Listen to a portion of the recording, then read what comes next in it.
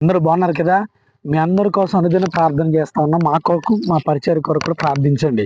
అయితే ఈరోజు దేవుని వాక్యము దావీదు రాసిన కీర్తన 33వ అధ్యాయము మరి ఇలా సెలవిస్తుంది, నీతిమంతులారా యెహోవాను బట్టి ఆనందగానము చేయుడి, స్తుతి చేయుట యథార్థవంతులకు శోభాస్కరము అని అంటూ ఉన్నాడు దేవుడు.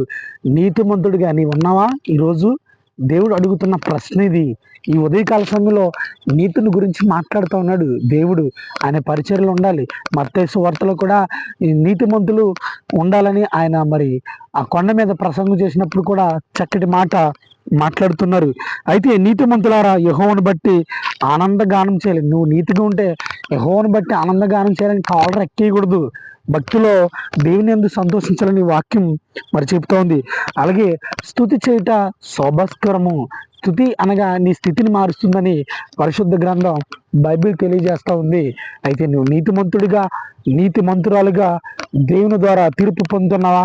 మనుషుల చేత కానీ దైవజనుల చేత కానీ దైవజనురాల చేత కానీ నువ్వు నీతిమంతుడు అనిపించుకుంటే ఉపయోగం లేదు. నీ దేవుడైన యెహోవా లేదా యేసు ప్రభువుల వారు నిన్ను నీతిమంతుడిగా తీర్పు తీరుస్తాడు. ఆయన త్వరలో రాబోతున్నాడు. అయితే యెహోవాను బట్టి సంతోషగానం చేయాలి, ఆయన్ని స్తుతించాలి. అలా స్తుతించేవారుగా నీ ఉండాలని, ఆ గుంపులో చేరాలని ప్రభు పేరు తెలియపరుస్తూ నా మాటలు ముగిస్తున్నా. Thank you. May God bless you all over India. Praise Lord all.